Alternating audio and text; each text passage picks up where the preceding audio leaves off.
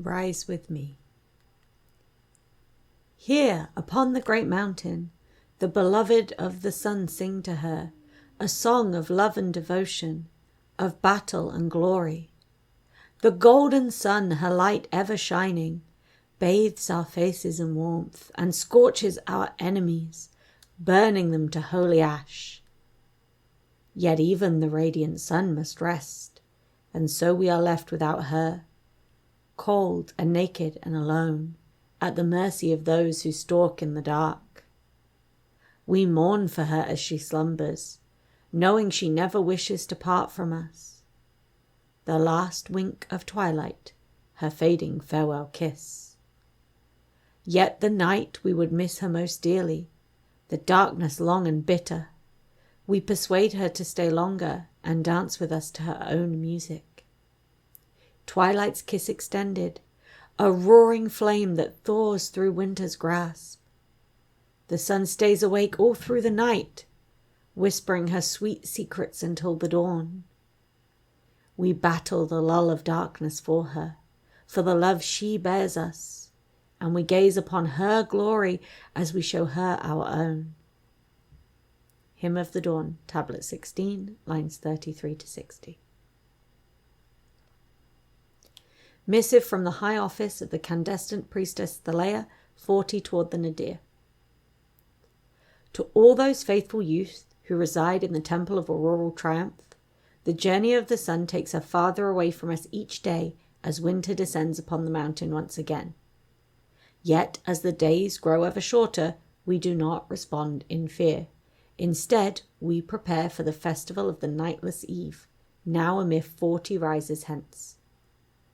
Acolytes may notice that, this festival, the temple should be using a different holy lantern glass to light the first sun-spark torch than we have in ages past. We offer our gratitude to Sunforger Lasur for creating a sacred object that will outshine its predecessor. However, we condemn the actions of the even-cursed who broke the temple's lantern glass last solstice, and encourage any with knowledge of this deed to come forth. Those of you who are of age to receive your first shield are required to attend the nightless eve and show the sun your worthiness through dance and song. You may attend in a dyad should you wish to witness the glory of the sunrise with another acolyte. Only through our devotion may the darkness be kept at bay. Letter from Initiate Priestess Elsine to an acolyte formerly in her care, 38 toward the Nadir. Day blessed Diana.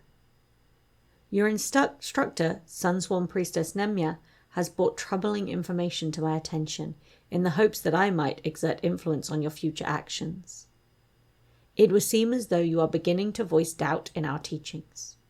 It is good to sharpen your understanding by asking questions, but it is unacceptable to suggest that your instructors are not well versed in the sacred texts. You must show deference to those who have studied longer and harder, who are trying to impart their wisdom and faith unto you, even if you disagree with their conclusions. I know you understand that your instructors are but mortal, as you are, as I am, and that none of us can fully understand her glory. But this is not something you should ever express to others at the temple, not unless or until you have made your initiate vows. The priestesses of Nemia's rank will be unwilling to discuss this nuance with acolytes only 14 years of age, and instead will be inclined to issue punishment. For now, I urge caution and silent contemplation. Do not engage further if you do not believe you can do so respectfully. Perhaps this is contributing to the lack of warmth you feel for the other acolytes, and that they feel for you. It is difficult to burden oneself with friendship of another who has earned the wrath of her instructors. I saw this even when you were under my tutelage last year, after your quarrel with Initiate Priestess Nisinde.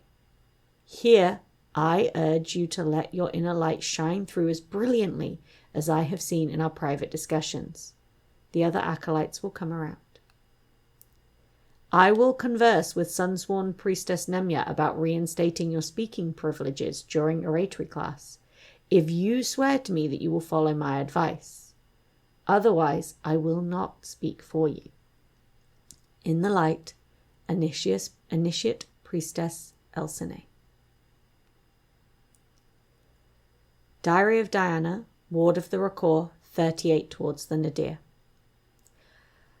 Apparently asking Nemya about why we call the night the darkness was a step too far. But it's not dark at night, not completely. There is a gentler light, not hot and burning, but cool like a stream in summertime, that shines along the stars and illuminates my path when I walk the grounds. Why then do we only speak of the sun? What is it? What is this other ethereal being? Why is the sun's light the only one we're supposed to see? I would never bring that up in oratory, though. Not when Nemya has proclaimed that I am to hold my tongue for the remainder of my time in her charge, for being disruptive and disrespectful and whatever. Fine. Let the other acolytes spout pretty poems when they try to make a convincing argument, and repeat the same verses over and over and over until I throw up my hands in defeat and beg the instructor to let me tear them and their flimsy conclusions apart. Today we were supposed to discuss the upcoming festival, so Sabina gave a little speech about how excited she is to celebrate her first nightless eve with the other shield-aged. That was it. That was the whole argument. The entire point of view was, won't this be fun? Ugh. This is what Nemya has to work with, and she chooses to punish me instead. Leona volunteered to get up and argue against it. But how can you argue against, I feel an emotion? She could only combat it with having a different emotion, one of exhaustion or trepidation about serving the sun the right way or something. It wasn't what I'd call captivating oration, but at least she tried. And she mentioned something about the darkness being somber, not evil, but somber, which is not actually the same thing at all, and caught my attention. So I tried to speak after Leona, and started by asking my question about the darkness. It was meant to be rhetorical.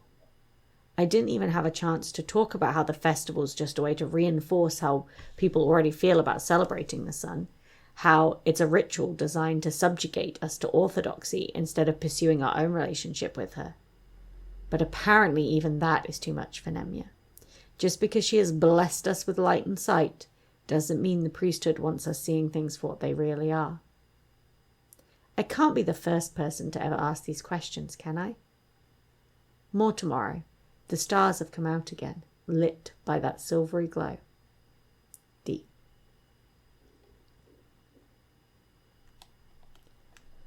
Letter from a devoted daughter, 37 towards the Nadir. My day-blessed parents, I pray that my letter finds you both well, and that young Idonel and Caspina are happy and healthy. I respect your desire for more correspondence, and so I write to you today with nothing much to say, certainly nothing of great import. The instructors have begun their lessons on the nightless eve. I look forward to the shift in our waking hours, as I and the other shield-aged prepare to face the darkness together. To Mother's question, I do not yet know whether I will attend in the company of another acolyte, nor whether I wish to do so. I understand that you doubt my honesty in these matters, Mother, but truly none have yet caught my eye. I assure you that you needn't ask further, and I will tell you plainly should that answer change. Oh, I performed admirably upon the war games field this past week. Our trainer, Initiate Priestess Nisinde, praised me highly and asked the others to observe my footwork and swordsmanship. She has said that my shield suits me, though I must learn to use it in support of my allies on the field, not simply as a means to protect myself. I take her tutelage seriously, and have asked Haitorope and Sabina to continue to work with me after schooling has finished for the day. I expect to continue to improve. My academic pursuits are going well, though I feel I am lacking in my oration skills. I have spoken with Sunsworn's priestess Nemya, and she says that I am well on my way. Yet on this I do not agree with her. I do not mean to say that I am disrespecting my instructors, more that I wish to better my skills, and it does not appear that Sunsworn priestess Nemya will offer any additional support. There is a girl in my oratory class whose arguments are concise and well constructed, but her views and lines of thought do not always connect to what the instructors have taught. Yet she is always prepared, and other acolytes find out their arguments fall to pieces under her scrutiny. Perhaps she is someone I could approach for assistance in this matter. I know you believe me capable of becoming a leader, and I will not fail you in this. In the love of her light, Leona.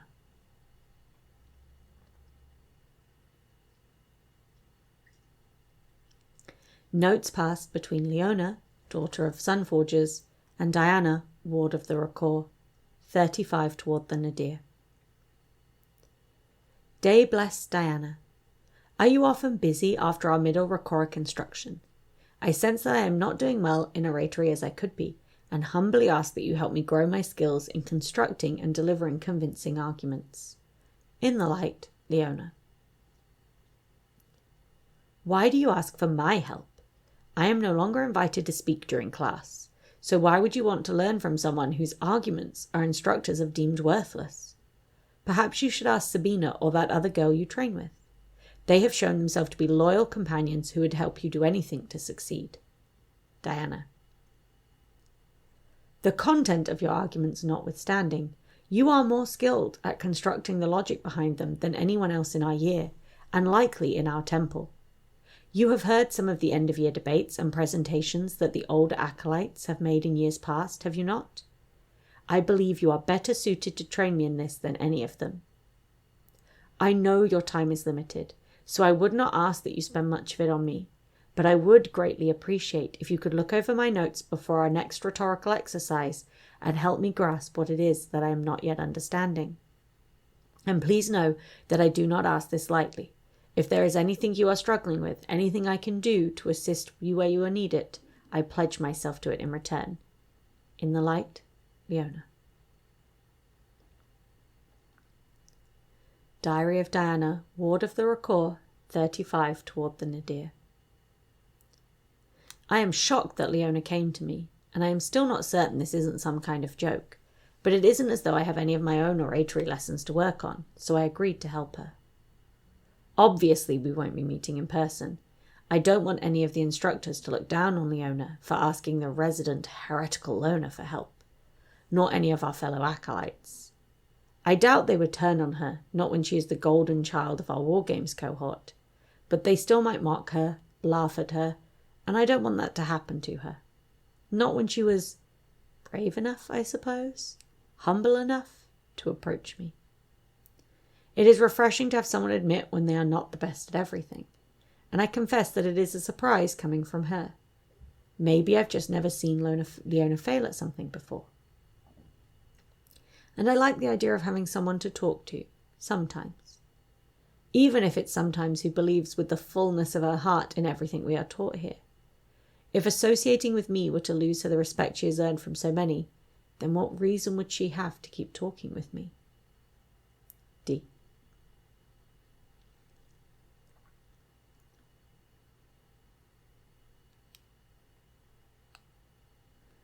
Letter from a temple instructor to old friends, 21 towards the Nadir.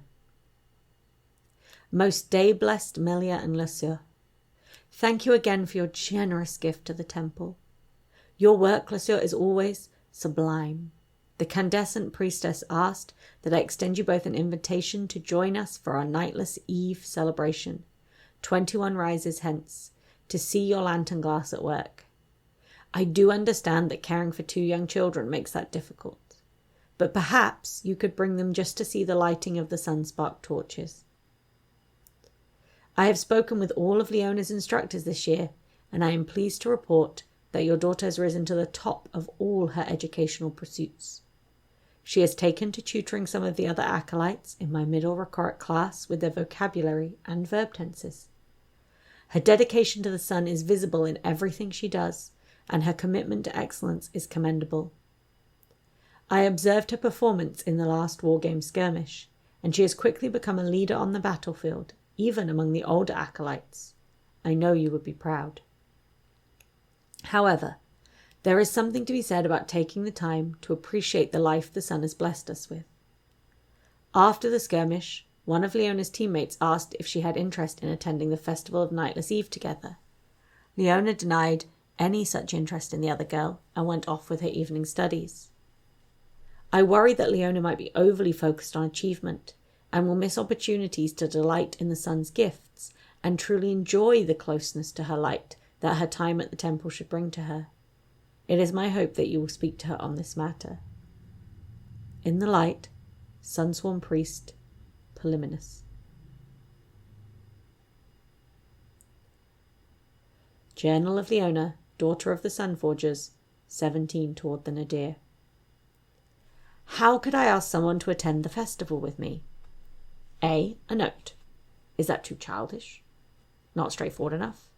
Lots of notes as it is, but I love getting notes from her. She always makes time to answer, always very thoughtful and smart. Ask her to walk with me? When? I have skirmishes every night this week. Flowers. Don't know if she likes flowers, or which flowers she likes. A meal. Never shared a meal together, might be too public. What if the meal is gross? Bad omen? Offer to train her with her shield. She doesn't use her shield much. That could work. Or maybe she doesn't like using her shield. She doesn't seem to like skirmishes. Debate some scripture. Good chance to talk in person. Get to see her at her best. Be brilliant, try to impress her. Maybe tell her you need help with a big project for oratory. Nope, she's in the same class as you. This is stupid. Pray together?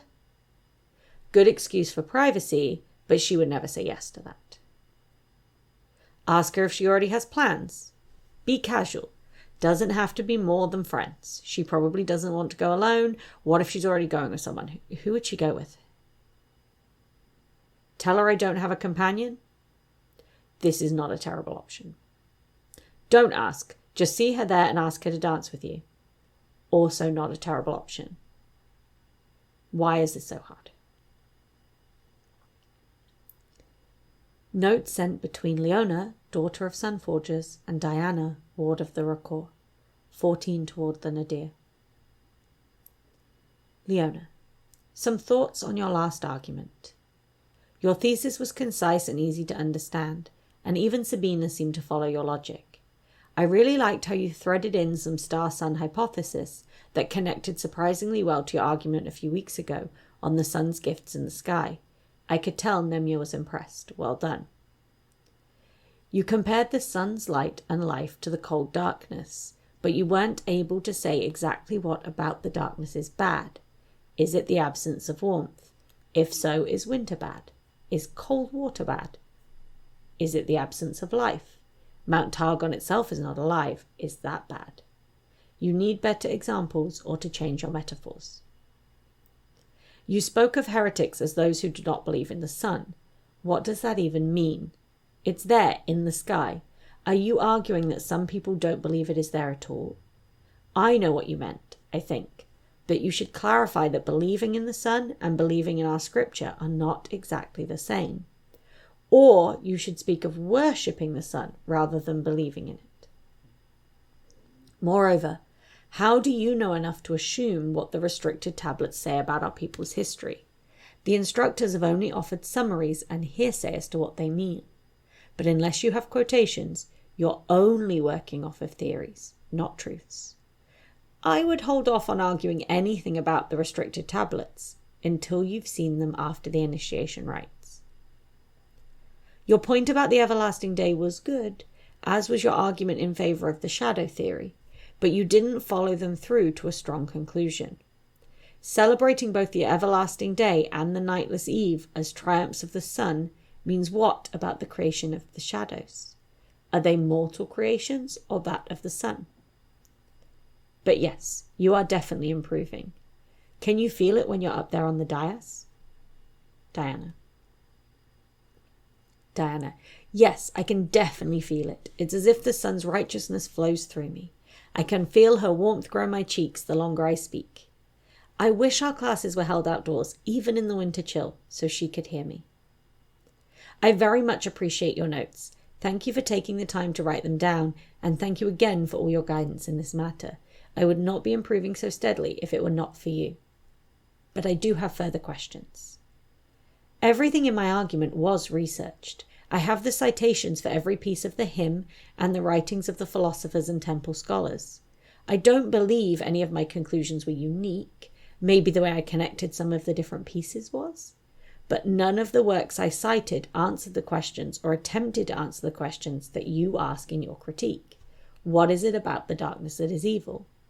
It's not about why. It's never been about why, it just is. Why do you think I need to go deeper than that when it's widely known already? Also, I noticed that you've been practicing with your shield very often in the skirmishes. Haven't been practicing with your shield very often in the skirmishes.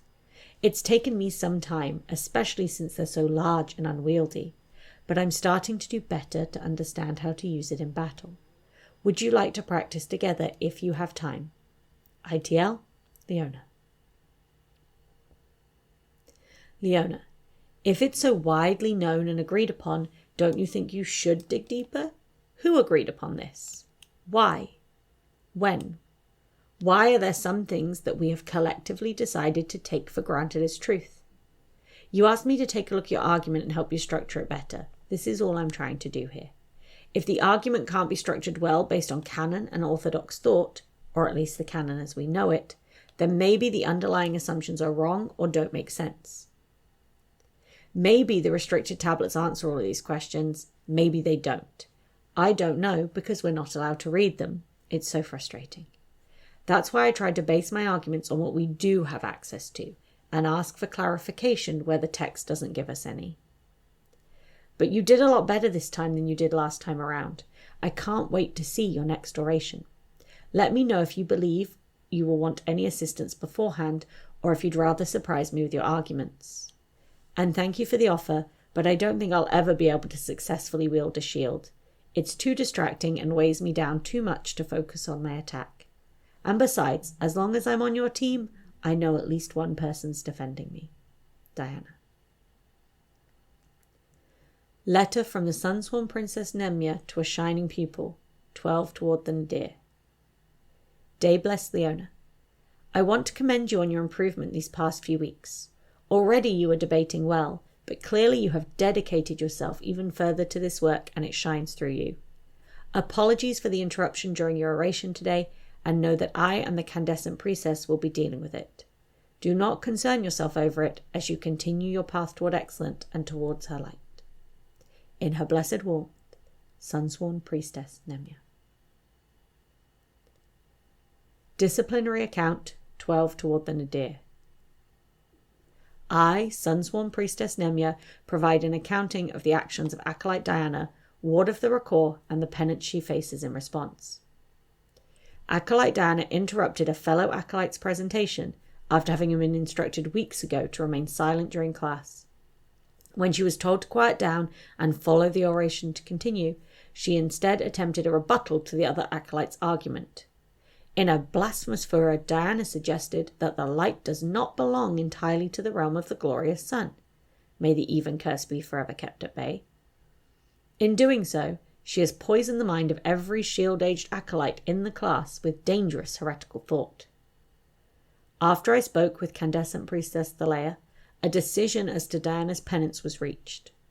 Diana will spend 3 days standing in the light of the sun, with neither shade nor water until the sun sleeps for the night, to remind her of the sun's merciful judgment. Diary of Diana, ward of the Rakor, 11 toward the Nadir. The sun is not a loving, life-giving mother to us all. She is a hateful, burning with malice, and she aims to drive us all underground with her scorching light. I don't really think that, but it doesn't feel like she loves me. I have my 3rd day of punishment tomorrow. I can only hope for clouds or rain, snow, anything. My skin is red and raw and I just want to sleep. But it was worth it. That debate with Leona is probably the closest we will ever come to talking in public, and we got to do it on our terms. I didn't even bring up the light that pierces the darkness at night. I didn't have time before Nemia dragged me off to Thalea for her retribution. I wonder what they would have done if I had. I hate everyone here. I don't want to celebrate anything with any of them. I don't want their lying smiles and their celebratory glares boring holes through me. Instead of going to the nightless eve, I'll just climb. Get someplace higher than this, maybe look at the stars, watch the nighttime light. Besides, the only person I would want to go with would never want to be seen with me, not after this kind of public penance. Probably not before it either. So I have nothing to lose. D. I don't hate everyone, but not everyone is kind, with a shining smile and a gleaming heart, and not everyone sees me as worth anything, their time, their attention. But I'm sure she doesn't see me as worth anything anymore. Journal of Leona, daughter of Sunforgers, 7 toward the nadir. Why I should just pick someone to go to the festival with. 6 different people have asked me and I've turned them all down. I don't want people to think I am uptight. I am fun. Sabina and Hyterope believe that I have a secret companion. My parents might be in attendance and they want me to be more social. Because it's only a week away. But I know who I want to go with. Would it be a good idea though? Diana just finished her penance and no one is being very kind to her, even though I'm the one who let her speak. I wanted to watch her deconstruct my points and ask me questions, and to answer them with my list of citations. The sun would earn mercy, but I don't expect her to ever gain favour with the priesthood again. Would going with her make everyone treat me the same way? Does that matter? Is she worth it? She doesn't care what others think about her. Why should I? She gets this look when she thinks she's right, when she's won her argument, and the sun's light shines through her eyes and her smile, and she wears triumph like a crown, and it's just magnificent. Okay, I've made up my mind. Letter from Candescent Priestess Thalea to Disciplined Acolyte's parents, 5 toward the nadir. I am writing to inform you that your daughter Leona was involved in a fight with another acolyte. It did not, to the best of my knowledge, get physical. I only arrived at the end of the altercation and did not hear what it was they fought over. Both girls were spoken to, but neither took me into her confidence as to what started the fight. There will be a measure of penance meted out to both girls. With her light cast over the world, Candescent Priestess Thalea. Excerpt from the Diary of Diana, Ward of the Racor, 5 toward the nadir. But the moment I told Leona I would not be attending the light night this eve, her eyes dimmed, as though I had told her I was embracing the darkness in my heart.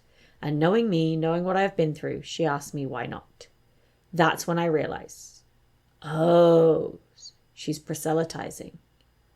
Apparently, all of this time we've been spent writing notes to one another has given Leona the idea that I am available to be preached at, converted to full believer, made to see the light.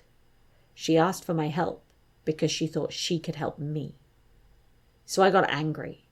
I yelled. I'm not proud of it, but I couldn't help it. I'm just glad I didn't cry. I should have known that's all this was, all it ever was. Luckily, I was not the only one who got into trouble this time. Golden Child Leona had to perform penance too. But they wouldn't make her stand out in the sun for days on end. Instead, we'll have to scrub floors all across the temple, even in the priesthood. I wonder if my instructor might have asked to intervene on the sun's behalf. If that's all I am to her, a heretic able to be swayed onto the path, then she and her lousy arguments can rot and fail in oratory for all I care. D. Journal of Leona, daughter of the Sunforgers, 5 towards the nadir. Why I should never have asked Diana to go to the festival with me. She looked disgusted that I would even ask if she was going. She started yelling at me publicly. We both got in trouble and now I have to miss skirmishes to scrub floors. She doesn't care about celebrating the sun. She's practically a heretic. She probably wouldn't even dance if she did go. Now she'll never write to me again. I should have just said yes to somebody else. Letter from disappointed parents to their daughter, 2 towards the nadir. Day blessed Leona. Your mother and I are displeased to hear both of your penance obligations and your disappointing performance at your last skirmish. We know that you are capable of better and expect you to rise to the occasion. Leaders in her light do not run into impediments that they cannot overcome, nor do they get hindered by such earthly mischief as a shouting match at school. We will be in attendance at the opening ceremony for Nightless Eve 2 days hence, and will speak with you about how better to secure your future then. In the love of her light, Father. Diary of Diana, Ward of the Racor, 1 toward the nadir. I am beside myself with rage. She wasn't trying to preach to me. She was asking me to go with her to the festival. Ah, Diana, you are such a fool.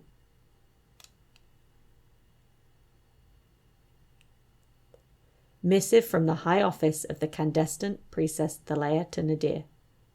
The Nadir. To our shield agent above. May you have a joyful festival on the Nightless Eve, and may you forever bask in her unending love and warmth. Our celebration begins at twilight. Be sure to dress appropriately in your formal temple garb. With her light cast over the world, Candescent Priestess Thaleia.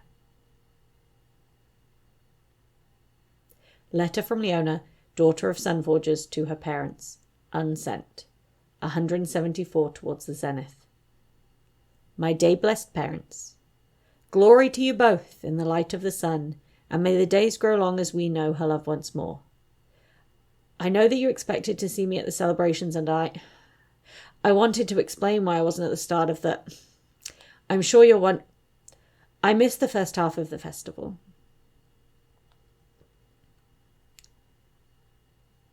Diary of Diana, Ward of the Racor, 174 toward the zenith. I cannot believe I am writing these words, now, with my fingers still trembling, and have them be the truth. It is unthinkable, unfathomable, and yet it happened. I watched the others get ready for Nightless Eve, in their mantles, and their veils, and their armour, and I didn't.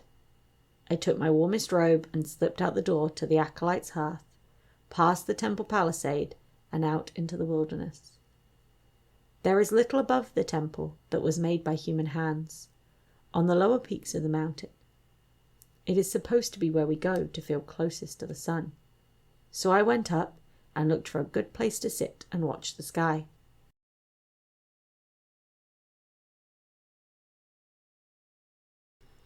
I witnessed the setting of the sun and the sky growing dark, and the sun-spark torches burning brightly below on the temple grounds.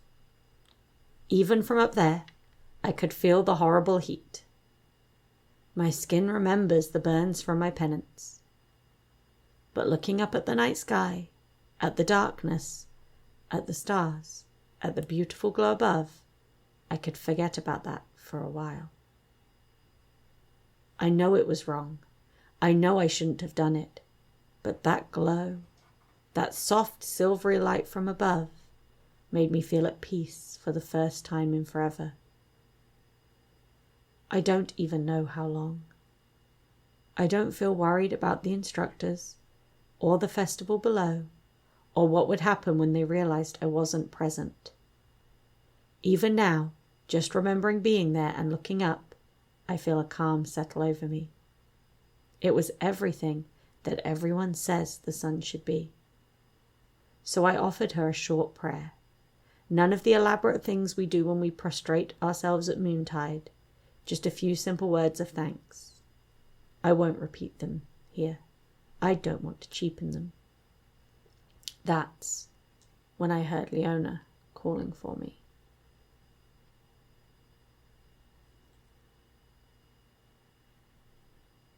Continued. Letter from Leona, unsent. I realize now that after paying such penance as she had, Diana would not find the festival as exciting as I and the other acolytes did.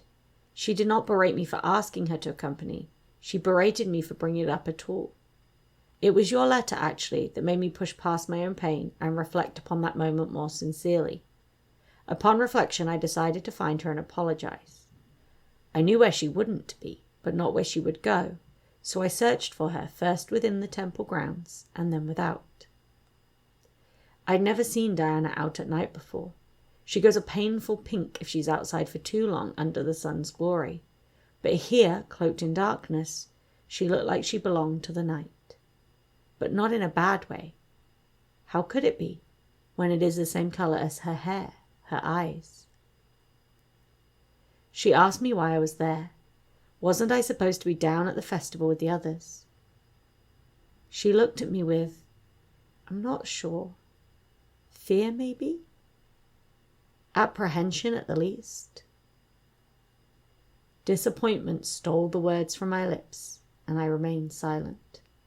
I could only gaze at her. Then she asked if someone had told me to bring her back to the temple, to the festival. I shook my head and croaked out an apology for making her upset, for getting us both into trouble. She stared back at me, then shook her head and apologized to me for the same thing.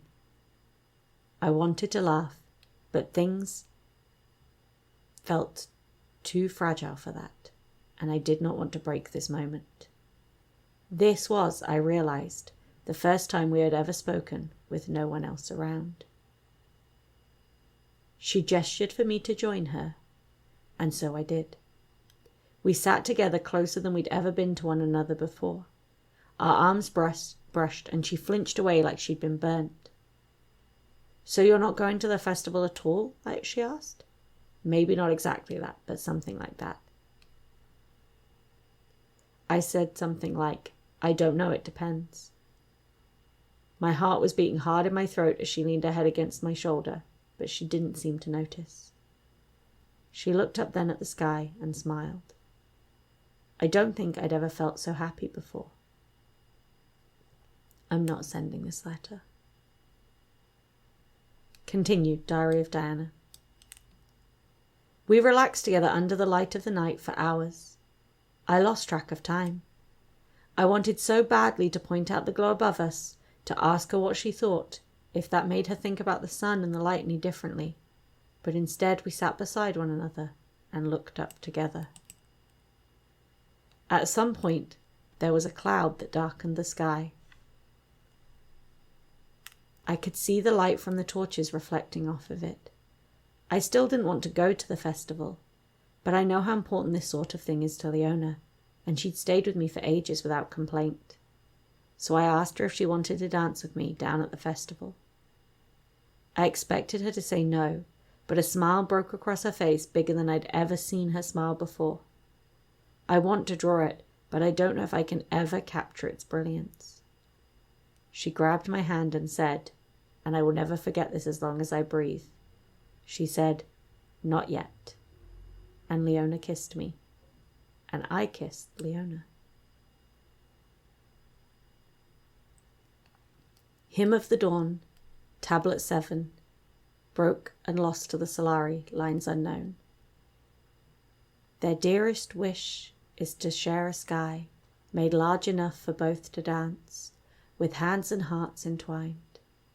Instead they must steal glances, wait for the other to approach, or watch the other depart. Yet here and there a kiss, love freely given, a gentle embrace, moments of ecstasy and joy. Rise with me, she whispers, I will calm you with caresses, and let the world wait for the sun. Rise with me, she cries, I will warm you with my passion, let the world be moonless tonight. And from their union we emerge, made of twilight and dawn, encircled by their love.